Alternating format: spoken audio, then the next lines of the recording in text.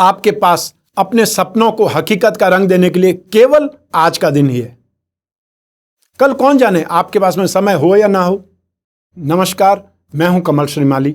आप सभी का स्वागत करता हूं आपके अपने चैनल में और बृहस्पति के पुनः एक बार 136 दिन के लिए मकर राशि में प्रवेश के इस विशेष एपिसोड में अब मैं असली पिक्चर बताने वाला हूं। एक बार ट्रेलर आप 29 मार्च से लगा करके 30 जून तक देख चुके हैं, यानी कि बृहस्पति फिर से 20 नवंबर को एक बार अपनी नीच राशि में प्रवेश करके शनि से युति बनाएंगे, एक बार फिर से राहु की दृष्टि में आ जाएंगे।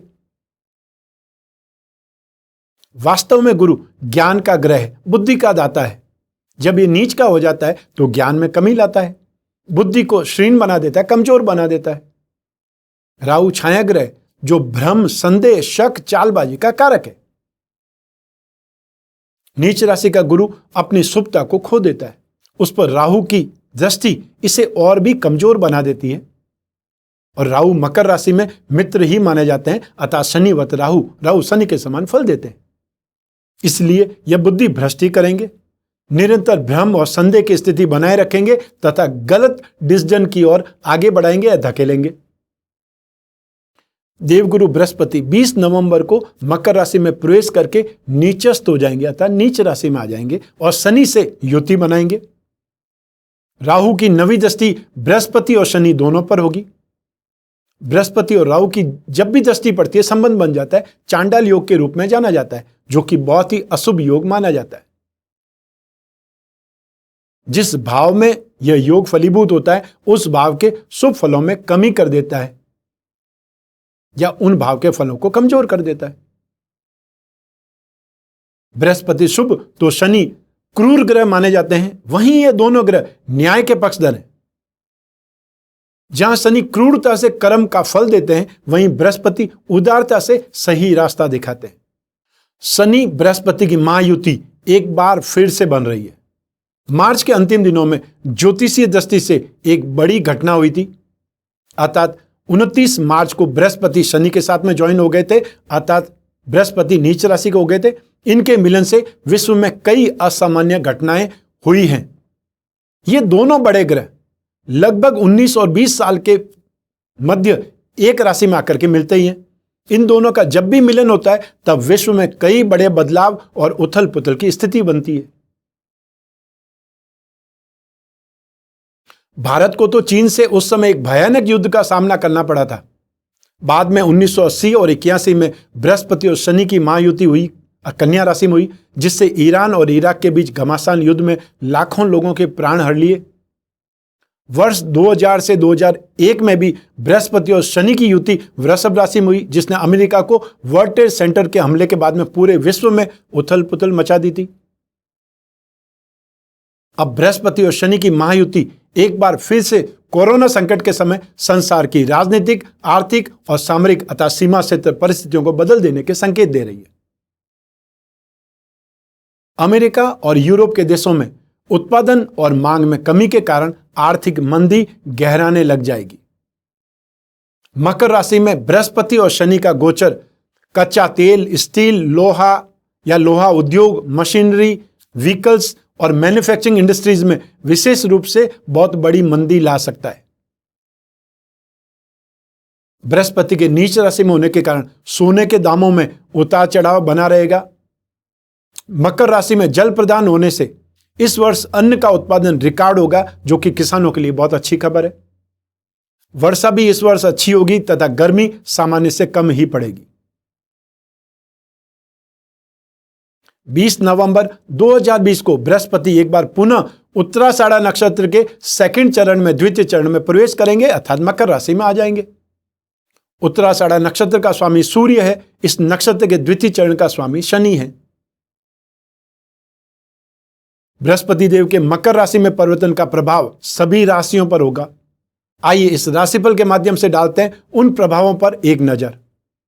आप कुंभ राशि के लोगों के लिए आपकी राशि से 12th हाउस में बृहस्पति का प्रवेश होगा, एक बार फिर से प्रवेश होगा, दूसरी बार होगा इस साल में 2020 में।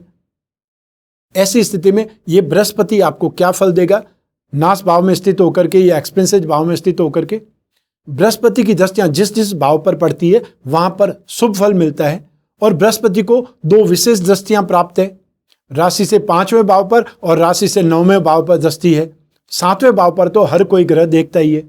ऐसी स्थिति में बृहस्पति जिस भाव में स्थित है और बृहस्पति जिस भाव को देखते हैं, उन सभी स्थितियों में आपकी राशि को क्या फल मिलने वाला है, क्या इंपैक्ट मिलने वाला है, यही इस एपिसोड में बतला रहा हूं और बहुत डिटेल में बतला रहा हूं। शायद इतना डिटेल में या इस ढंग से राशिफल आपने नहीं सुना होगा। आपकी कुंभ राशि से द्वादश भाव में 12th हाउस में बृहस्पति का नीच राशि में प्रवेश शुभ नहीं कहा जा सकता। एक्सपेंसेस भाव में बृहस्पति देव के प्रवेश होने से सुख भाव अर्थात 4th हाउस, रोग भाव 6th हाउस और 8th हाउस अर्थात मारक भाव, इन पर दृष्टि रहेगी। बृहस्पति के इस परिवर्तन से खर्च करने में परेशानी आने लगेगी और आमदनी भी कम होने लगेगी। बाहरी लोगों से, सर्कल से, रिसोर्सेज से कुछ हेल्प नहीं मिल पाएगी। पैसा इकट्ठा होने का तो सवाल ही नहीं है। आपको रुपए पैसे के मामले में बहुत सोच समझ करके चलना पड़ेगा, किसी के बहकावे में ना आए। इन्वेस्टमेंट को लेकर के तो बहुत ज्यादा सेफ रहें, अन्यथा आपका पैसा वेस्ट हो सकता है, फंस सकता है। अगर आप घर के मुखिया हैं तो ज्यादा गंभीर प्रयास करने होंगे आपको। ऐसे गोचर में कई बार संतान से अलग होना पड़ सकता है। वहीं विश्वास पात्र लोग भी दोष लगाते हैं, कलंक लगाते हैं। आइए अब बात करते हैं बृहस्पति की दृष्टियों की, और सबसे पहले बात करते हैं बृहस्पति की पंचम दृष्टि की। बृहस्पति स्वयं धनेश और लाभेश होकर के 2nd हाउस का और 11th हाउस का लॉर्ड होकर के अपनी 5th दृष्टि से सुख भाव को देखेंगे, 4th हाउस को देखेंगे। इसलिए घर परिवार में अशांति का वातावरण पनपेगा। ग्रह कलेश की पीड़ा भी मन को दुखी करेगी, चिंताग्रस्त रहने लगेंगे। माता और भूमि, भवन, वाहन के सुख में कुछ कमी आएगी। शरीर अब कुछ अस्वस्थ सा रहने लगेगा और सदाचार में यानी कि अच्छाई में बहुत कमी आ जाएगी और व्यक्ति व्यर्थ का झूठा उपदेश देता हुआ घूमता है। स्टूडेंट्स के लिए यह समय तो अच्छा है, लेकिन कंसंट्रेशन होना बहुत मुश्किल है। अपने आप पर कंट्रोल करना पड़ेगा, या ऐसे समय आपको पढ़ना पड़ेगा जहां पर फ्रेंड्स आपको परेशान नहीं कर पाए, अर्थात रात के समय।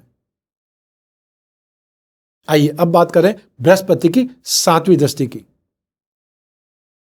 7वीं दृष्टि से बृहस्पति अपनी उच्च की राशि अर्थात कर्क राशि को 6th हाउस को देखेंगे। इससे शत्रुओं पर आप अपना काफी प्रभाव दिखाएंगे। विवादों से भी आप लाभ उठा लेंगे अर्थात गेन उठा लेंगे। आपको लंबी दूरी की यात्राओं पर, ट्रेवलिंग्स पर जाना पड़ सकता है। यह यात्राएं काम के सिलसिले में या फिर पर्सनल हो सकती है। यात्राओं में असुविधा होंगी, कष्ट होगा या फिर पैसा भी बहुत ज्यादा खर्च हो जाएगा। लेकिन इस राशि के जो लोग एब्रॉड में रहते हैं वे इस दौरान पीआर के लिए अर्थात परमानेंट रेजिडेंशियलशिप के लिए अप्लाई कर सकते हैं। किसी को भी उधार देने से पहले उसके बारे में या उसकी विश्वसनीयता को बहुत अच्छे ढंग से जानना है, उसके बाद ही उधार देंगे तो आपका पैसा सुरक्षित रहेगा। आइए अब बात करें बृहस्पति की 9वीं दृष्टि की। 9वीं दृष्टि से बृहस्पति 8th हाउस पर दृष्टिपात करेंगे। इससे दुर्घटनाओं से आपका बचाव होगा और पुरानी वस्तुओं से, एंटीक से, हैंडीक्राफ्ट से लाभ उठा पाएंगे। ऐसे समय में सुख सुविधाओं से भरपूर ऐशो आराम का जीवन व्यतीत करने का मौका मिलेगा। अब आप में धर्म के प्रति आस्था बढ़ेगी। धार्मिक ग्रंथों का, पुराणों का, इन सबको पढ़ने का मौका मिलेगा। मानसिक शांति और सुकून का अनुभव कर पाएंगे और आपका कोई मित्र इस दौरान आपकी मुलाकात अध्यात्म से संबंधित कोई जानकार शख्स से करवा सकता है, जिससे आपकी जिज्ञासा पूर्ति हो, जो आपको जानकारी चाहिए वो मिल पाए। आइए अब बात करते हैं उपायों की। अगर आप बृहस्पति के दुष्प्रभाव से पीड़ित हैं तो अब मैं जो आपको उपाय बताने जा रहा हूं वो आपको जरूर करने चाहिए यदि आप बृहस्पति के दुष्प्रभावों से राहत चाहते हैं। तो ये आसान उपाय जो कि आप आसानी से घर बैठे कर सकते हैं। बहुत से उपाय हैं जो आपको मंत्र जाप करने होंगे या दान देना होगा, वो सब आराम से जान लीजिए, नोट कर लीजिए, ताकि आप 136 दिन तक ये उपाय कर सकें। सबसे पहले आपको 10 अवतार विष्णु कवच धारण करना चाहिए अथवा लक्ष्मी नारायण कवच धारण कर सकते हैं। यह बृहस्पति से संबंधित ही कवच है। बृहस्पति ग्रह के यंत्र की अंगूठी बना करके धारण कर सकते हैं कोई भी अंगुली में, या जो पेंडल पहनना चाहते हैं वो बृहस्पति ग्रह के यंत्र के साथ में पुखराज या गोल्डन टोपाज, जिसको सुनहला बोला जाता है, वो जड़वा करके धारण कर सकते हैं। एक होता है प्रीसियस स्टोन और एक होता है सेमी प्रीसियस, एक होता है रत्न, एक होता है उपरत्न। जो आपकी पॉकेट अलाउ करती है, जो आपका सामर्थ्य है, उस ढंग से आप पहन सकते हैं। बृहस्पति ग्रह का पिरामिड या नवग्रह पिरामिड अपने शयन कक्ष में रखें, जहां पर आप सोते हैं साइड टेबल पर रखना है। इससे माइंड, बॉडी और सोल, ये 3 चीज ट्यून अप होगी। हर ग्रह जब भी चेंज होता है सबसे पहले आपकी बुद्धि पर असर करता है और बुद्धि के बाद में शरीर पर उसका असर होता है। यदि नवग्रह दोष निवारण ही होते रहेंगे तो आपके शरीर पर, आपके दिमाग पर उनका प्रभाव नहीं होगा। और पिरामिड का मतलब है पॉजिटिव एनर्जी लेकर के स्प्रेड करना और या फिर नेगेटिव चीजों को सोख लेना।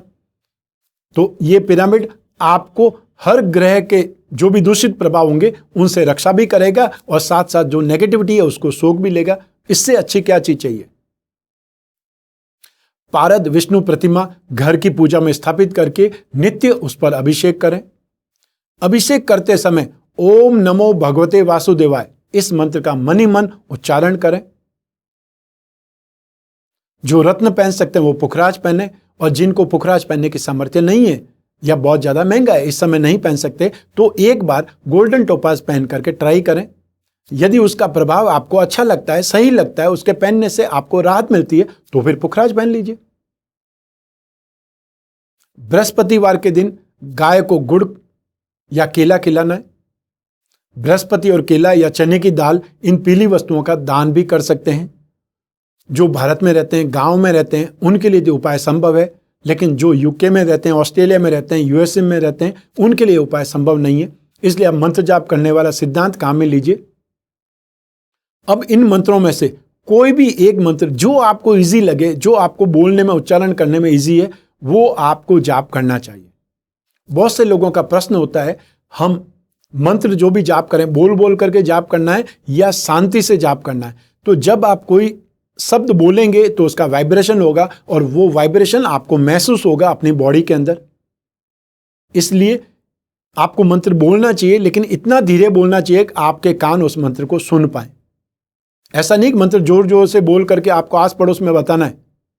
मंत्र सिर्फ उच्चारण करना है, और वो कितना उच्चारण कर सकते हैं यह आपके ऊपर डिपेंड करता है। तो बृहस्पति का एकाक्षरी बीज मंत्र है ओम ब्रह्म बृहस्पतये नमः। बृहस्पति का बीज मंत्र है ओम ग्राम ग्रीम ग्रोम स गुरवे नमः। स का मतलब सह है। एक बार फिर वापस बोल देता हूं, ओम ग्राम ग्रीम ग्रोम सह गुरवे नमः। इस ढंग से मंत्र का जाप करना है। जितना समय मिलता है उतना मंत्र का जाप कीजिए। जितना ज्यादा करेंगे उतनी राहत मिलेंगी। और जब अपने कल्याण के लिए ही है तो क्यों गिनने का काम करना है। जब ईश्वर आपको बिना गिने ही सब कुछ दे रहा है, तब ऐसी स्थिति में उनका नाम जपने में आप क्यों संख्या का ध्यान रखें। इसलिए जितना आपकी इच्छा करती है, जितना समय मिलता है, उतना मंत्र जाप कीजिए। ये तो था बृहस्पति का राशिफल, और ये राशिफल जनरल है, आपके अपने लिए नहीं है। बहुत से लोग कमेंट करते हैं कि आपने जो बतलाया मेरे ऊपर उसका असर नहीं हुआ या उसका उल्टा असर हो गया। तो भाई मैं आपकी कुंडली देख करके नहीं बता रहा हूं, मैं जनरल चीज बता रहा हूं। आपके ऊपर इसका कैसा असर होगा यह आपकी कुंडली पर डिपेंड करेगा। आपकी कुंडली में बृहस्पति कितने डिग्री का है, कौन सी राशि में, कौन से ग्रहों के प्रभाव में है, और आपकी नवांश कुंडली में उसकी स्थिति क्या है, कौन कौन से ग्रह उसको देख करके प्रभावित कर रहे हैं, पीड़ित कर रहे हैं या उसको स्टेबल बना रहे हैं, और कौन सी दशा चल रही है। यह सब कुछ आपकी कुंडली ही बतला सकती है। ऐसी स्थिति में आपको अपने बारे में यदि ज्यादा जानना है, बृहस्पति का राशि पतन आपके ऊपर, सिर्फ और सिर्फ आपके ऊपर क्या असर दिखलाने वाला है, यह मैं आपकी कुंडली देखकर ही बता सकता हूं। और इसके लिए आपको एक टाइम स्लॉट बुक करना है, अर्थात अपॉइंटमेंट फिक्स करना है, और उसके बाद में मैं और आप फोन के द्वारा सिर्फ और सिर्फ आपकी कुंडली पर ही बात करेंगे। जो भी आपकी समस्याएं होंगी उन समस्याओं के बारे में डिस्कस करेंगे, और जो भी उपाय होंगे वो उपाय मैं आपको बताऊंगा। यदि उपाय जरूरी हुए तो उपाय बतलाऊंगा, और यदि उपाय जरूरी नहीं हुए तो कोई आवश्यकता नहीं उपाय करने की। लेकिन उपाय आपको पूरी कुंडली के जो होंगे वो बताऊंगा। सिर्फ और सिर्फ टेम्परेरी उपाय या अभी ये 1 महीना ये कर दीजिए उसके बाद में फिर बात करेंगे, वो बात नहीं है।